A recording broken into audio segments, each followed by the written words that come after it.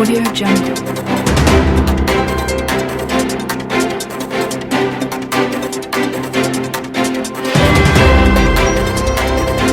Audio Jungle.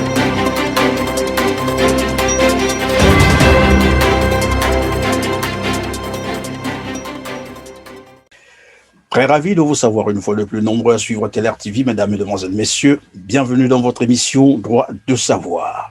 Mais qui a dit que les prêtres n'avaient pas droit d'exprimer librement leur opinion sur la vie de la nation? Mais aussi, de quel droit un gouvernement peut-il se permettre de traiter avec mépris et arrogance les prêtres pour avoir donné leur avis sur l'organisation d'une élection transparente et libre?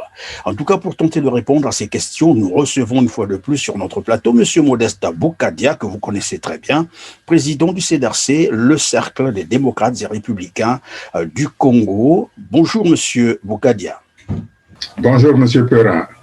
C'est toujours un plaisir pour nous de vous recevoir sur notre plateau. Alors, vous avez probablement suivi la déclaration des évêques du Congo-Brazzaville et la réaction du gouvernement congolais. Alors, quelle analyse faites-vous de la déclaration des évêques du Congo, en premier d'abord, et puis vous nous direz ce que vous pensez de la réaction du gouvernement congolais? Les chrétiens du Congo, ce sont des citoyens. Et comme ce sont des citoyens d'un pays, il est tout à fait normal qu'ils aient une opinion naturelle de ce qui se passe dans le pays. Donc, comme l'élection présidentielle, c'est un scrutin majeur qui engage la vie des citoyens d'un pays, il est tout à fait normal que les évêques prennent une position dans un sens ou comme dans l'autre. Cette fois-ci, ils ont dit que, comme nous l'avions déjà dit, que les conditions d'une élection claire, transparente et légitime n'étaient pas au rendez-vous. C'est ce que les évêques congolais ont exprimé clairement. Nous avons souvent dit que pour une élection, pour qu'elle satisfasse tout le monde, il fallait un recensement général de la population et de l'habitat.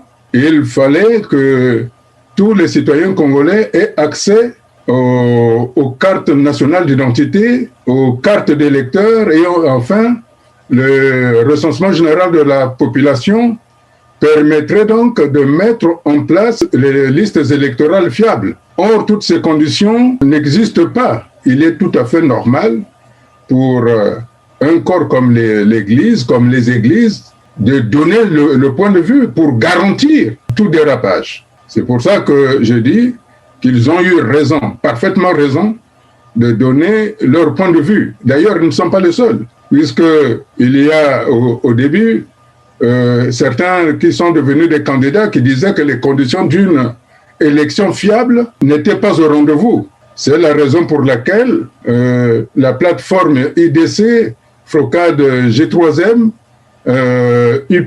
UPC, l'UPADS, se sont exprimés sur ces questions-là. Je pense que c'est une bonne réaction que les évêques ont eue, d'autant plus qu'au Congo, personne ne l'oublie, c'est un pays chrétien, c'est-à-dire 97-98% des Congolais sont des croyants, ce sont des chrétiens. Et il était tout à fait légitime que les responsables de cette chrétienté-là s'expriment.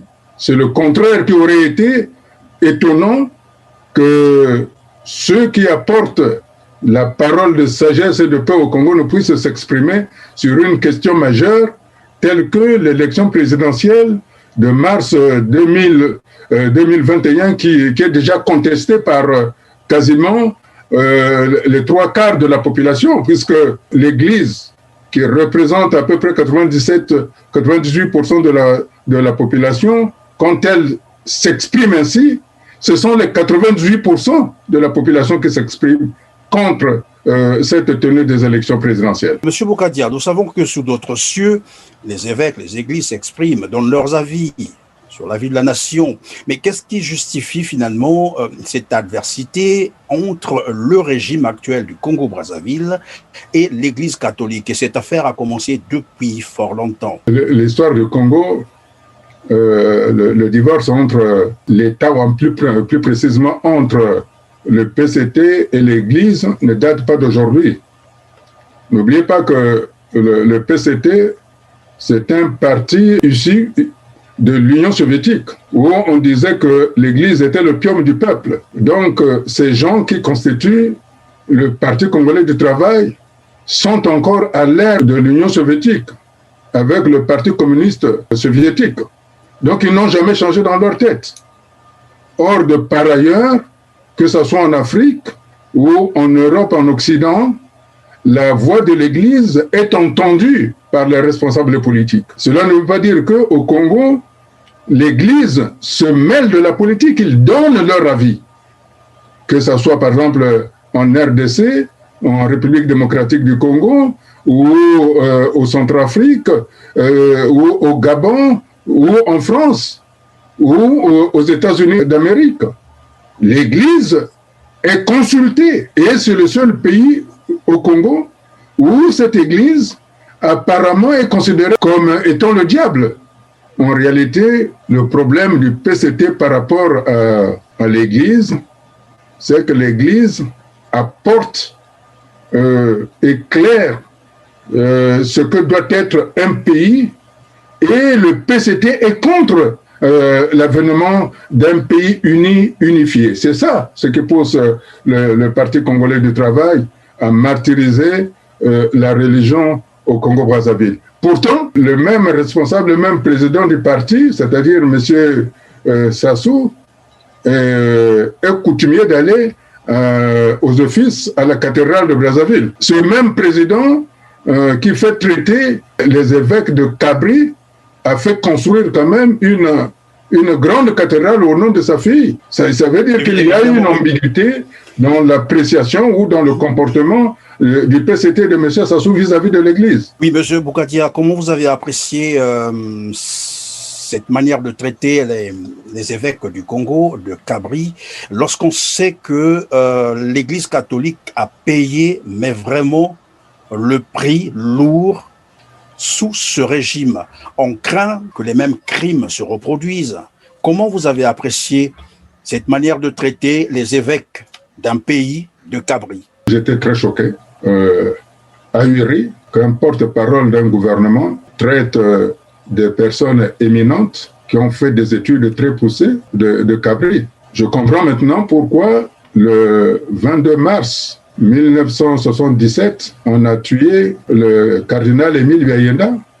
On l'a enterré vivant parce qu'il considérait que c'était un cabri, donc on pouvait en faire ce que l'on voulait. Ça, M. Thierry Mungala a donné la version de M. Sassou sur ce qu'il pense réellement des églises, des évêques au Congo. Ce sont des cabris.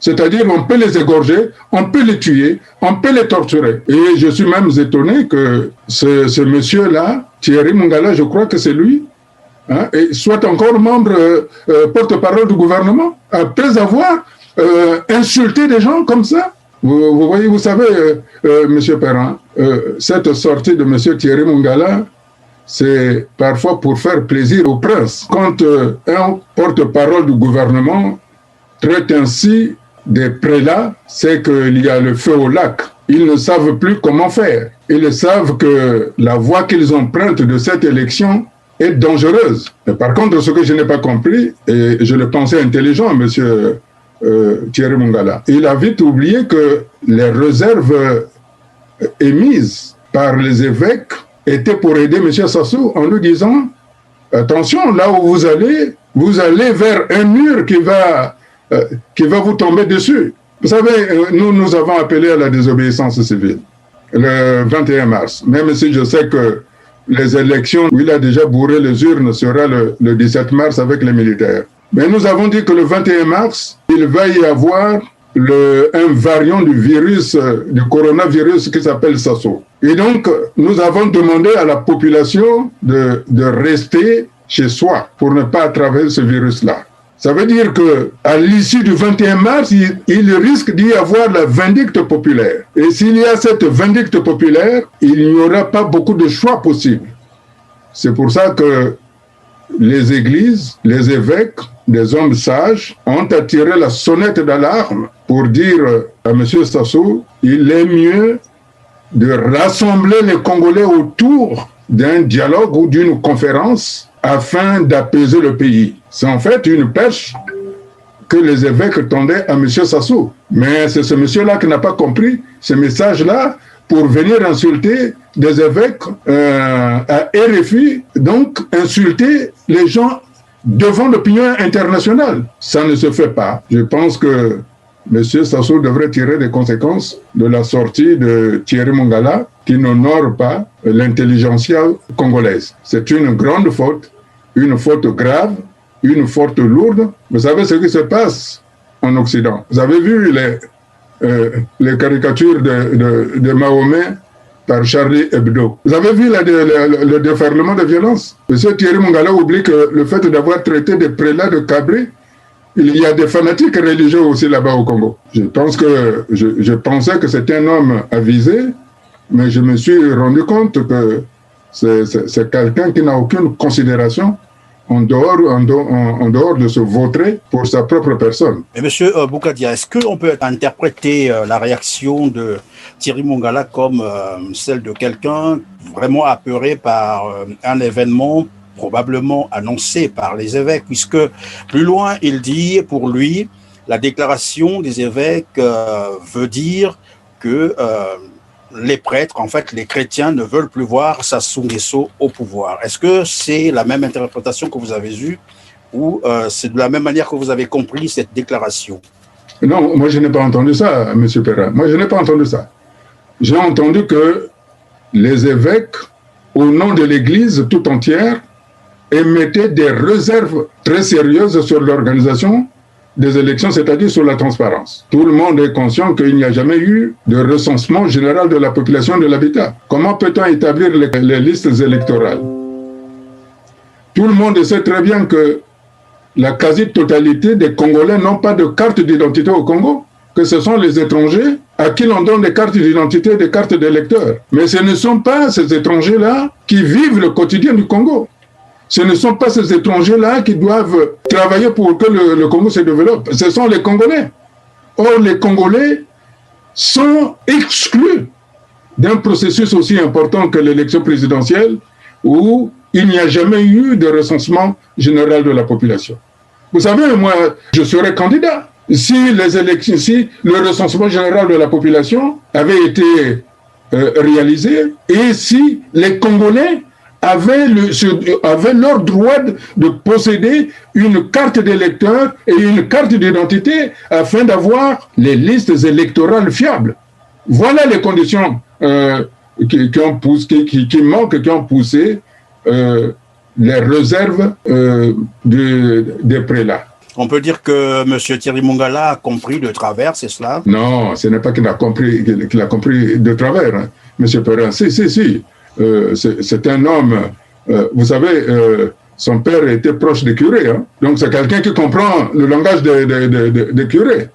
Ah bon, vous nous apprenez quelque chose là. Son père connaissait bien Monseigneur Augustin Nkunku. Donc, si vous pouvez nous en dire plus, Monsieur Boukadia, probablement que les Congolais vont bien comprendre aussi. Au fait, aujourd'hui, la question que M. Thierry Mongala a mis sur la place publique, de dire que les évêques ne veulent plus de l'élection de M. Sassou, ça c'est la hantise du PCT. En fait, c'est ce qu'on appelle en psychologie, il a sorti son fonds propre lui-même, il ne veut plus que M. Sassou soit élu président. C'est lui qui le dit, ce ne sont pas les évêques. Donc c'est les membres du PCT qui pensent, mais il nous fait faire des choses que nous ne voulons plus, et alors le subconscient a parlé. Et donc ce subconscient-là, c'est ce qui hante le PCT aujourd'hui. Et c'est ce que veulent les Congolais. Les Congolais ont dit, M. Sassou a servi longtemps, et aujourd'hui, il est grand temps qu'il aille se reposer. C'est ce que j'avais dit la dernière fois. J'ai dit, je crois qu'il est grand temps que, c'est ce que je le dis aujourd'hui aussi. M. Sassou, quand il a chassé le président Yomi Opango, le 5 février 1979, ce Sassou-là aujourd'hui, quand il se regarde, quel est le bilan qu'il tire du 5 février 1979 à aujourd'hui. C'est ça le problème de fond que Thierry Mongala a posé. C'est-à-dire Nous, quand il dit il donne la parole au curé disant que les curés ne veulent pas que M. Sassou soit élu président. C'est M. Thierry Mongala, à travers son groupe, qui dit, lorsqu'on fait le bilan de M. Sassou du 5 février 1979 jusqu'à aujourd'hui, il n'a apporté absolument rien au Congo. Et donc, subconsciemment, il sort, voilà la sortie des évêques, ça veut dire que voilà, M. Sassou ne doit plus se présenter ou les Congolais ne veulent pas élire M. Sassou Nguesso. Ça, ce n'est pas les curés qui le disent, c'est M. Thierry Mongala et c'est la hantise du PCT. Lorsqu'on parle d'élection, d'aucuns disent pas d'élection, il faut aller à la désobéissance civile, c'est votre cas bien entendu, et d'autres parleraient d'ailleurs de l'insurrection ou insurrection populaire. Ma question, c'est, puisque cela apparaît de plus en plus, il y a des Congolais qui souhaiteraient qu'il y ait un dialogue national sans exclusif. Mais après, il faudrait qu'il y ait une alternance politique. Comment est-ce que le CDRC entrevoit cet après Sassou Nguesso? Ce n'est pas de gaieté de cœur que j'ai demandé que les Congolais se saisissent du droit le plus absolu que le droit international ou le droit divin donne à chaque individu, c'est-à-dire la désobéissance civile. Ceux qui n'acceptent pas la désobéissance civile deviennent des esclaves. Moi, je m'interroge aujourd'hui, au plus profond de moi-même, sur la parole prononcée par le général Dabira que le général Nyangambouala a rendu public lors du procès de ce dernier. Nyangambouala dit ceci: quel serait l'avenir d'Emboshi? Parce que c'est le général Norbert Dabira qui avait posé la problématique de savoir que serait l'avenir d'Emboshi avec ce que M. Sassou a fait. Ce que M. Sassou nous a fait faire. Monsieur Bougadia, selon vous, qu'est-ce qu'il leur a fait faire, qui leur fait craindre? Écoutez, monsieur Perrin, laissez-moi aller jusqu'au bout et je reviendrai à ça si vous voulez bien. Je vous en prie. Donc, je disais que je prends sur moi cette interrogation du général Norbert Dabira au cours de son procès rendu public, parce que les Congolais n'ont pas bien suivi ce que le général Nyangambouala disait, l'avenir d'Emboshi. Que seraient aujourd'hui les Téké avec la compromission, la connivence de M. Mathias Nzon qui va accompagner M. Sassou dans cette élection? Que serait aujourd'hui, quel avenir les Koulou auront, ceux qui ont favorisé l'assassinat de Marien Ngouabi, et que M. Pierre Moussa est devenu le secrétaire général pour pérenniser cela. Un assassinat qui a suivi celui de Pierre Anga. Quel serait l'avenir des pays du Niari avec la compromission de M. Mberi et de M. Tsati Mabiala auprès de M. Sassou? Quel serait l'avenir de Kouilou quand on sait que ce sont les enfants de Kouilou qui gèrent le pétrole et que ce soit Total, que ce soit Eni, ils ont débloqué l'argent pour la rente des propriétaires terriens et il y a de l'argent pour que les Ponténégrins puissent se faire soigner. Or, cet argent-là n'arrive jamais chez les propriétaires terriens. Ça n'arrive, les Ponténégrins ne sont jamais suivis malgré la pollution de leur environnement. Quel serait l'avenir du Poul lorsque celui-ci, sous Bernard Kolela, a été traité comme des traîtres? Et quel serait l'avenir du Poul avec Parfait Kolela qui accompagne M. Sassou qui, pour être comme son père? Quel est l'avenir du Poul dont l'on va traiter comme étant des traîtres? Quel est l'avenir de Boko avec la compromission de Mme Milongo et de M. Silou auprès de M. Sassou? Voilà les compromissions aujourd'hui qui sont en place. Ce sont ces compromissions-là qui mettent le pays que les évêques ont montré du doigt qu'il y a un problème qui va se surgir. C'est ça la vérité, M. Perrin. Voilà l'interrogation de M. Nyangambwala. Quand il dit quel est l'avenir des Mboshi, quand il rend ça public, moi je pose la question, quel est l'avenir de toutes les régions que je viens de citer par rapport aux compromissions de tous les politiques qui ont été avec M. Sassou. Voilà la raison pour laquelle je dis qu'il est mieux de s'asseoir pour que nous trouvions une solution qui ne nous entraîne pas vers la voie où on veut nous amener. Vous voyez maintenant ce qui se passe. Vous savez, M. Mathias Sonson ne peut pas être élu au Sud. Pour la simple raison, en 1998, il avait acheté des mercenaires pour assassiner des cadres du Sud. Donc il n'aura aucune voix là-bas. Quant au pasteur Onyangé, certainement que dans ses prières, il a été visité par le Saint-Esprit et qu'il lui a dit « Ah non, il faut être candidat ». C'est ce qu'il a dit, oui. Voilà, mais moi aussi je rêve, le Saint-Esprit vient me voir, mais il ne me dit jamais d'être candidat. Le Saint-Esprit me dit il faut arriver à mettre au Congo un recensement général de la population de l'habitat afin d'avoir des éléments macroéconomiques qui permettent de voir quel développement on va mettre au Congo. Et donc, le Saint-Esprit, en lui disant ça, à moins que ça soit le nouveau Mokoko. Ce qui veut dire que la configuration qui est là, avec M. Parfait Kolela, comme je l'ai dit, moi Nambuta, moi Natutu qui n'entend rien, il va y avoir une confrontation entre le Nord et le Sud, entre le Poul et la cuvette. Voilà où on nous amène. Voilà où on nous amène cette confrontation-là, qui va arriver le 21. Ça veut dire, tout ce que nous avons fait, le travail d'effort de réconcilier les Congolais, qui depuis 1900, les 3 morts de 1959, qui nous ont fait souffrir, plus les assassinats de Massamba Deba, plus la dérive du régime Ngwabi, Yombi, Sassou, ça nous ramène à 1959. Et c'est ça ce que je ne veux pas. C'est la raison pour laquelle je dis nous devons aller, que les Congolais se saisissent du droit le plus absolu qui existe, c'est-à-dire la désobéissance civile. C'est celle-là qui va épargner des vies. Voilà, M. Perrin. C'est cette voie-là qui va permettre aux Congolais de se réconcilier. C'est pour ça que j'appelle mes parents du Nord, j'appelle mes amis du Nord de ne pas céder au chant de sirène de M. Sassou. Il les a mis dans une situation avec la réconciliation internordiste pour leur rendre co-responsables des dérives autoritaires de M. Sassou. Ce ne sont pas tous les ressortissants du Nord, ce ne sont pas tous les Mboshi qui ont tué, ce ne sont pas tous les Mboshi qui ont fait la guerre, et ce ne sont pas tous les Lari qui sont avec M. Parfait Kolela. D'ailleurs, que ce soit Bernard Kolela ou Parfait Kolela, le Poul ne les aime pas, il y a longtemps. C'est vous qui le dites, mais et pourtant on voit bien les foules derrière Parfait Kolela lorsqu'il tient ses meetings, lorsqu'il tient ses activités politiques.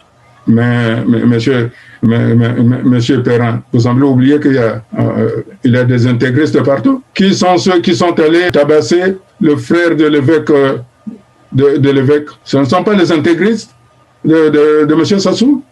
Donc partout il y a des intégristes. Je ne pense pas que ce soit les populations mes parents du Nord qui sont allés tabasser. Parce que, bon, il a été le porte-parole des évêques et on commence à les tabasser.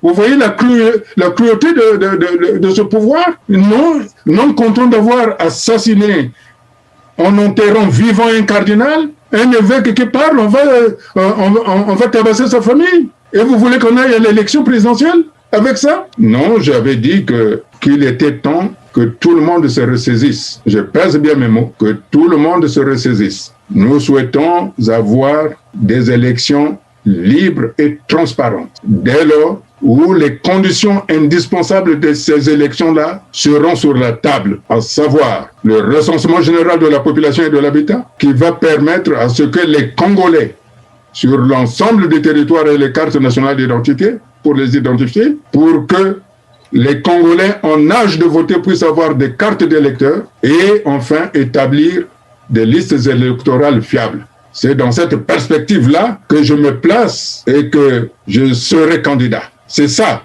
ce qui se joue. C'est pas ce qu'ils sont en train de nous bricoler là. Ça, il faudrait qu'on arrête. Vous venez de parler de la compromission de Parfait Kolela. N'est-ce pas qu'il a aussi ce droit, qu'il est libre de se présenter candidat ou non? C'est quand même un chef de parti. C'est le rôle d'un chef de parti d'être candidat. Mais ce que je n'arrive pas, c'est l'ambiguïté. Le même Parfait Kolela a tensé le gouvernement disant que les listes électorales n'étaient pas fiables, que le président de la Commission nationale électorale n'était pas habilité puisqu'il était en même temps le président de la Cour suprême. Mais quand on se trouve devant ces préoccupations profondes qu'il a lui-même énoncées, le bon sens politique d'un responsable politique qui veut sortir le Congo du désordre, c'est d'être fidèle à ses analyses. Mais je me rends compte que ce qu'il fait ne va pas dans le sens de la construction du pays qu'il souhaite. Il a son droit, comme tout responsable politique a le droit. M. Tachima Biala avait le droit d'être candidat aussi. Mme Mounari avait le droit d'être candidat. M. Mirassa avait le droit d'être candidat. Monsieur Poulé Makaya avait le droit d'être candidat. Pourquoi ils ne sont pas candidats? Parce qu'ils voient que les conditions ne sont pas là. Et l'homme politique, quand il voit que les conditions sont biaisées, il ne va pas servir de caution à une dictature qui n'arrive plus à savoir ce qu'elle doit faire. C'est ça ce que je reproche à mon fils, à mon Anambouta. C'est ça ce que je le reproche.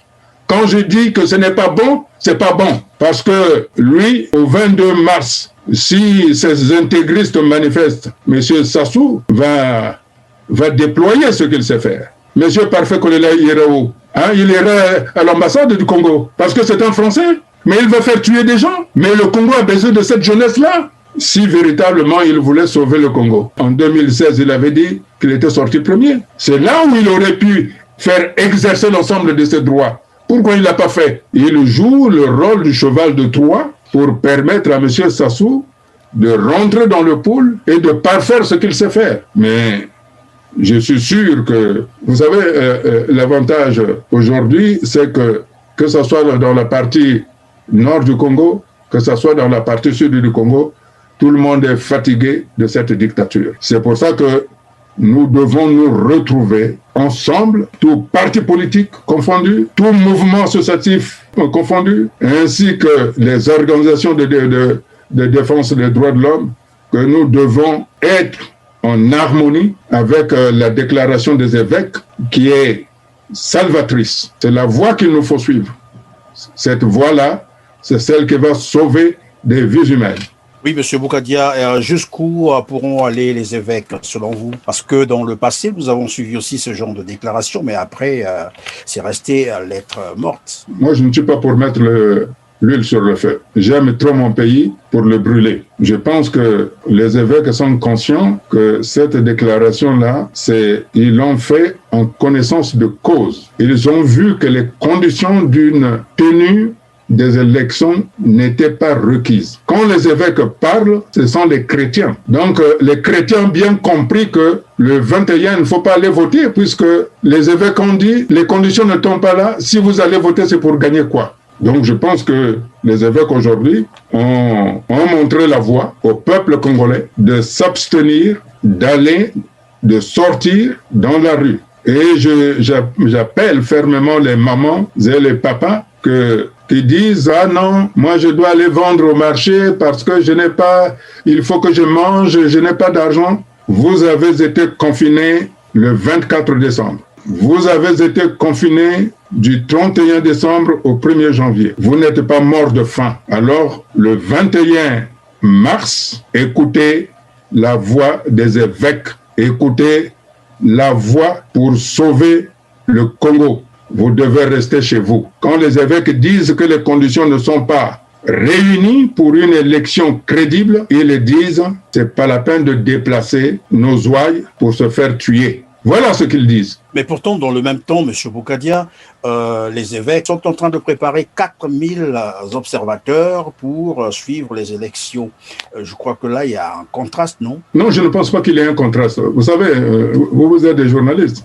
Il faut vérifier la date à laquelle l'abbé Mavungu a donné cette interview. Hier, j'ai reçu la Semaine africaine, le journal de l'Église catholique au Congo. Ils ont reprécisé que nous restons fermes sur le fait que les élections telles qu'elles sont préparées ne sont pas transparentes. Donc, l'interview de l'abbé Mavungu, il faut la remettre dans le temps. À quel moment cette interview a-t-elle été réalisée? Est-ce que c'était avant? Et pourquoi ce journaliste l'a sorti après la déclaration des évêques du Congo? Vous savez, nous sommes habitués au pays de M. Sassou de ce genre de manipulation. Cependant, si les élections étaient transparentes, nous sommes favorables à ce que l'Église forme ses observateurs.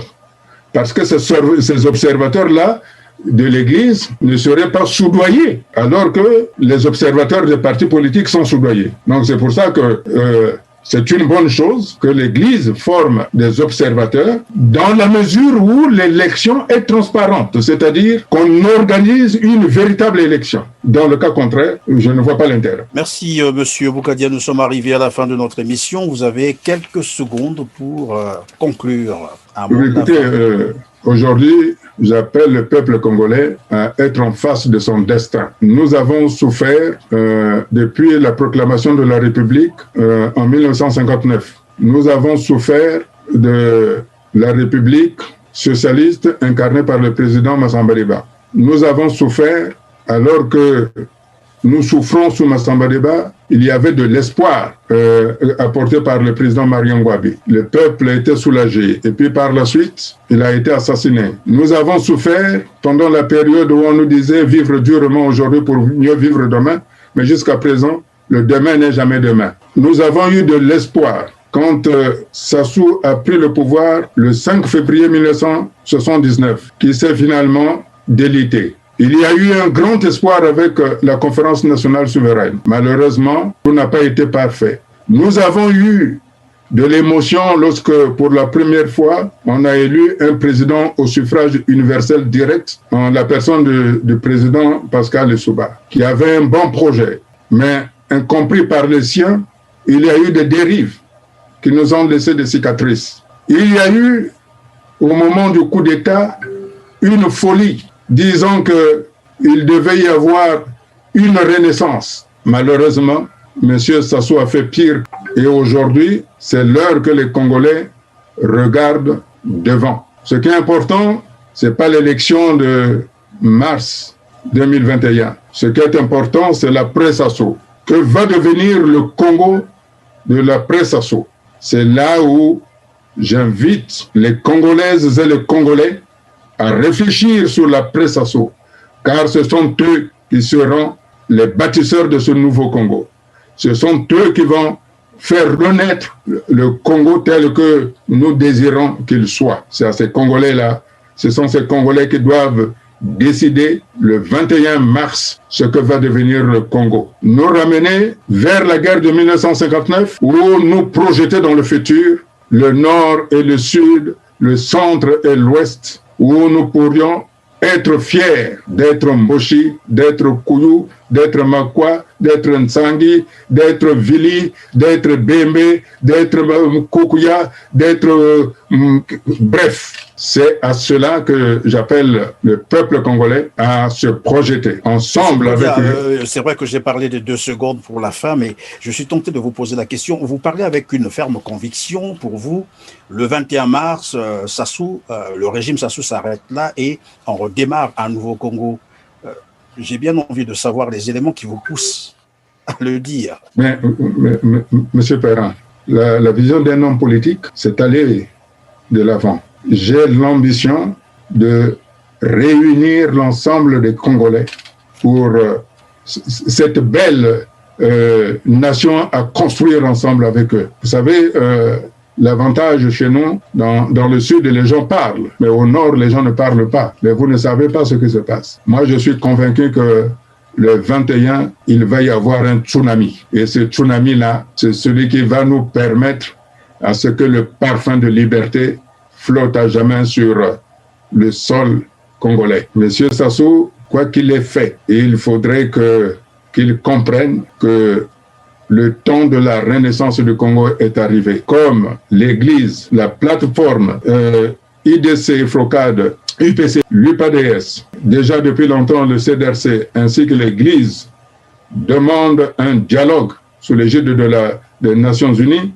Le CDRC a toujours demandé la conférence internationale, que ce soit le dialogue sous l'égide de la communauté internationale ou la conférence internationale, c'est la même chose. Nous devons nous y retrouver. C'est là où M. Sassou va imprimer son passage à la présidence du Congo. Dans le cas contraire, le 21, il y aura la vindicte populaire. Et vous savez, quand il y a la vindicte populaire, on ne sait pas ce qui peut se passer. J'invite M. Sassou à penser à Samuel Doe et au colonel Kadhafi. Merci M. Boukadia. C'est par là que nous mettons donc terme à notre émission aujourd'hui. Chers téléspectateurs, vous avez été les meilleurs pour avoir choisi Télar TV, mais surtout votre émission Droit de savoir. Quant à moi, je vous dis bye bye et on se retrouve très prochainement. Merci.